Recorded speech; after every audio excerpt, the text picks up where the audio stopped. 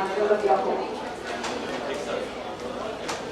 So very good afternoon to all, and after this lunch session I'm not going to take this presentation to a boring extent. I'm just trying to make it a little bit interesting and involving for everybody. And before I start the presentation, I would like to thank the entire organizing team of today's event, along with a special thank you to Dr. Shalini Mohan ma'am for making me a part of this event. So let's start with progress at all. Only whenever we talk about any disease, the first thing comes in our mind is about the prevention and the management of the disease. And management, when it comes to glaucoma, is all about the only modifiable risk factor being the intraocular pressures. You have to reduce the control the pressures. You have to give a good quality of life to the patient. Let's see how. So this was a timeline from. So this slide shows what? It is basically emphasizing that how we are going to treat your glaucoma patient. The diagnosis, the approach towards the glaucoma management should be a holistic approach. That means you are not only running after the intraocular pressure, you are running after the disease process. If you control the disease process, definitely the pressures are going to get automatically controlled and hence your patient stops progressing. So when we talk about classifying the glaucoma drugs, it can be in the form of topical drugs, oral or intravenous. Basically, again, you have to think of a choked pipe where you have to either decrease the inflow of the water or you have to increase the outflow of the water. Same thing happens in the eye. Either decrease the aqueous production or increase the aqueous outflow. These are IOP is going to set a benchmark as to where you have to go, up to which extent you have to reduce the intraocular pressure for your patient.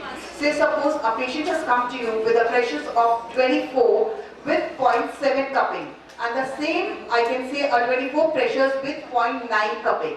Definitely these two patients 24 pressures, but the target IOP is going to be much lower in the patient who is having a 0.8 cupping. So this is the importance of the baseline intraocular pressure.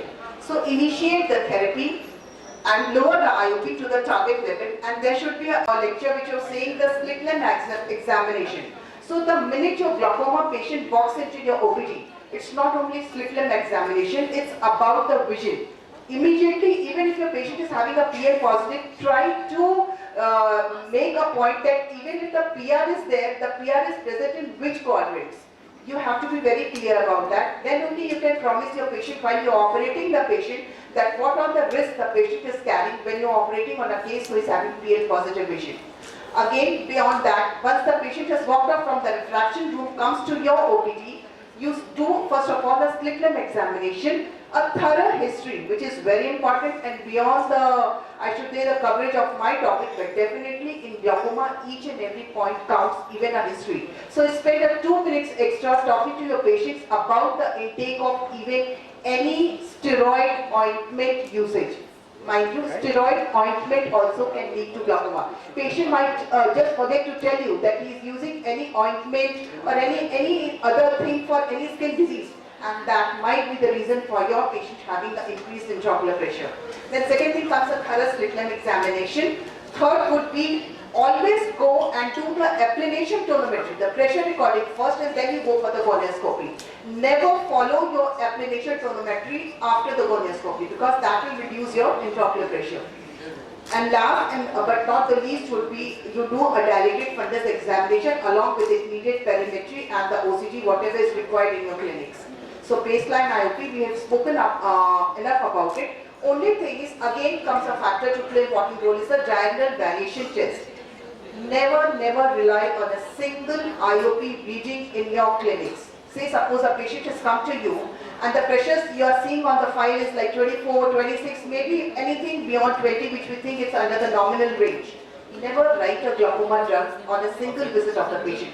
Try to do a diagonal variation test, if not possible for 24 hours, do an office DBT. Along with, when you are planning to treat a case of normal tension glaucoma, do a diagonal variation test along with the ocular hypertensive patients also. See that up to what extent your pressures are rising up so that accordingly you can decide your glaucoma drug. Always correlate your intraocular pressures with the pachymetry findings. target IOP, as I said, that it's not a single magical number. You have to keep on titrating the target IOP till the patient is under your observation. That means lifelong. Also, it is a range. It may last sometimes up to 10. In some patients, even at 10, the disease might progress. So you have to just keep on titrating the target IOPs, and it should be individualized depending upon two things in mind. First, the extent of damage, the baseline intraocular pressure, and any other secondary factor which is leading to the progression of the disease. So individualization, tailor-made approach of the target IOP is always to be done. Now, when we talk about the treatment, you divide your patients, especially for the residents sitting here, in your mind when you see the patient approaches you, please divide the patient into one of the 4 categories as given by the CGIC guidelines. That first category is the patient who is having advanced disease. The first category is the patient is having advanced disease. Second is that the patient is now in here 3 categories they fall. One is the ocular hypertensives who are having pressures more than 30 millimeters of mercury, moderate vision loss, and a primary angle closure glaucoma which is having synecdoche on gonioscopy. That's really very important, because sometimes in some cases we have come across the cases who need simple PI, but since the gonioscopy was not done, the diagnosis was not correctly made, the patient was eventually on 4-5 drugs in the armamentarium, and you simply do a single PI, that's all. All the drugs, you just tend to stop the drugs. So always make it a habit that whenever you are diagnosing any case of glaucoma, please go ahead and do the gonioscopy. So the group 3 is where the fellow eye is having established glaucomatous optic neuropathy. So now the eye which is left, you have to be very careful about that particular eye. Group 4, here you have to pay attention to the ocular hypertensives. And why I am emphasizing on ocular hypertensives much, because normally when they approach you, the disc is healthy. There's a tendency, okay, koi baat nahi hai. But it is not. The bath is there only because it is very much possible that when the patient comes to you after a period of maybe 1 or 2 years, he might have progressed because of the other relative risk factors. So please make sure that you categorize your patient. And now when you talk about the advanced category, that is 0.8 to 0.9, the percentage reduction is required is 20 to 30%. Then in the moderate category, it could be 15 to 20%, and in the low category, it could be 8 to 10%. This is not a hard and fast rule. Again, I am telling, glaucoma management is tailor-made. It's individualized. You treat your patient according to the eye and each and every individual, and the eye of that particular individual, even the both eyes are different. So you have to be very careful about treating a glaucoma patient.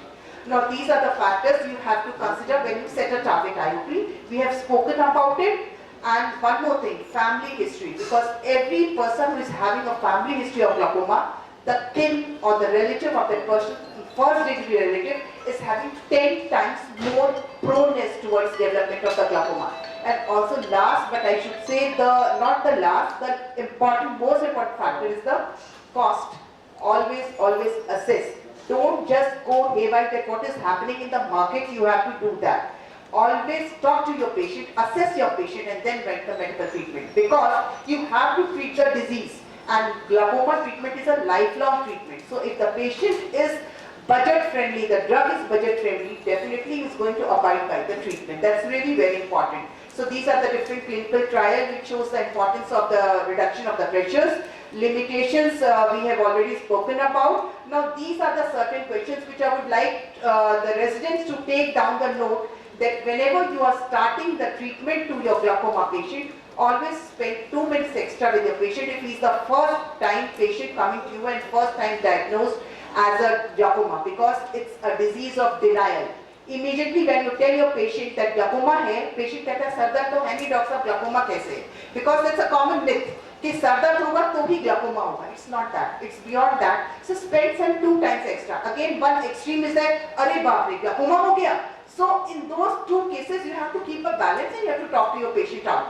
Now this again you have to talk to your patient that the patient is taking the one medication or it's he or she is on more than one medication. Because if the patient is on 2 or 3 medications, try to give a combination therapy.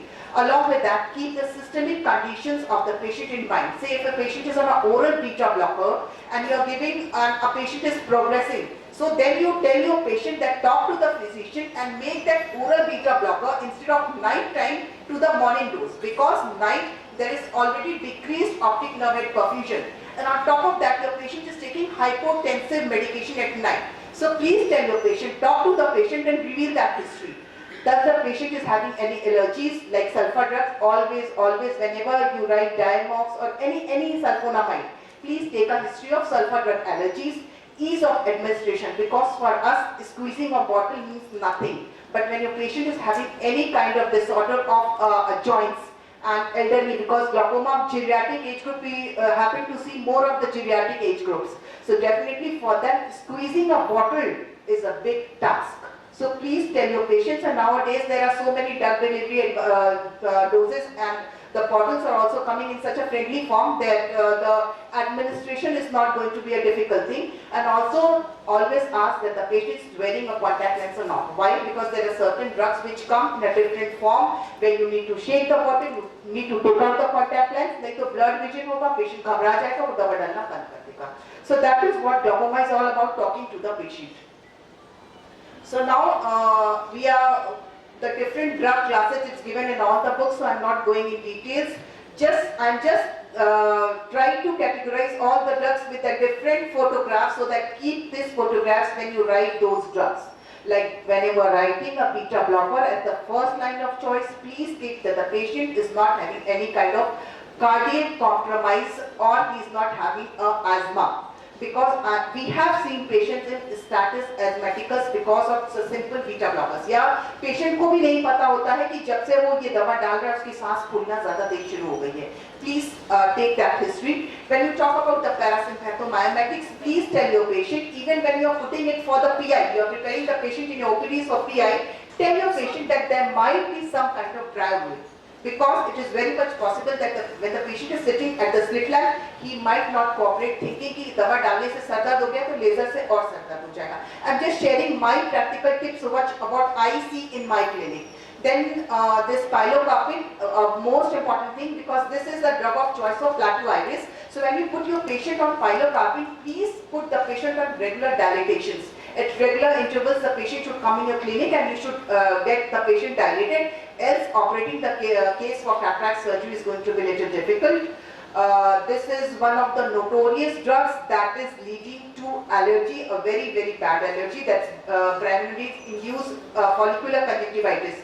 And I have seen, you won't believe, I have seen patients on oral steroids who were having simply Brahminide allergy. And the patient was on oral steroids, oral antibiotics, and what all you can think of. And there was all skin excoriation beneath the lower lid. But once you stop the drug, that's all. The problem is solved. So always see, whenever you have put the patient on alpha, this agonist drug, please pull the lower lid, see that there is no follicles are developing. Also tell your patient, again, this drug is contraindicated in kids, this is important.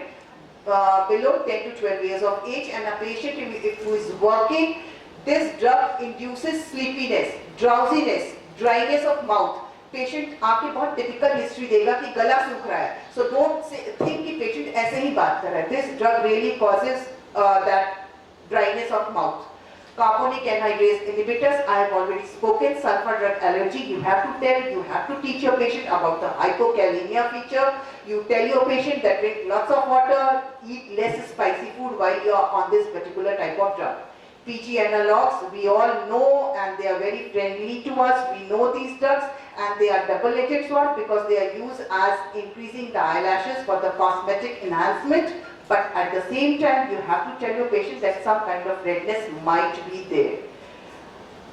Hyperosmotic agents, again take a detailed history whenever you are writing in your clinic about the mannitol, that the patient is not having a compromised cardiopulmonary status. So now which drug to use, and for that you keep in mind about the side effects of the drug and the disruption of the daily activities. Now the most important thing which I would like to highlight here, especially for the residents, you are the teachers of the patients. You tell the patient, because the common belief is dawa dala turant aaram ho gaya. But in glaucoma it doesn't happen like that overnight. So you tell your patient that ekdam se aaram nahi pata chalega, dheere dheere you have to tell your patient. And also one more thing, you make your patient believe that the patient is having a disease by teaching them with the help of the visual fields. What I do in my clinics, I tell my patients, see, this is your visual field, this is the normal eye, and this is what is happening in your eye. To prevent this black area from becoming increased, you need to put your eye drops regularly, and I am the person who is going to tell you every time that your disease is not increasing. So these are the varied presentation of the allergies and the side effects in our clinics, which we see with the different kinds of anti-glaucoma medications. So only if we are aware, our eye sees what our mind knows.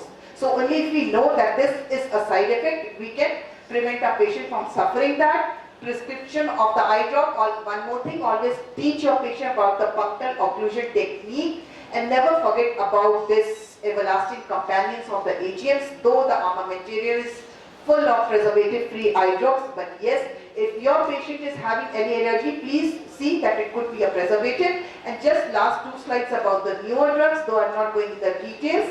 That's the Rho kinase inhibitors, and also the NO-donating, that's latanoprostenol. So take-home message would be, set the target IOP, start with a single medication, and adequate follow-ups are needed. So thank you very much, and at the end of the presentation, I would like to extend a warm welcome to everybody in Sitapur on 10th and 11th of September, under the leadership of Dr. Madhu ma'am, who is going to organize a hands-on workshop along with our PG orientation program. So everybody is cordially invited to Lucknow and Sitapur. Points elaborated, especially the side effects of anti-glaucoma drugs. Generally, we also miss while in our practice.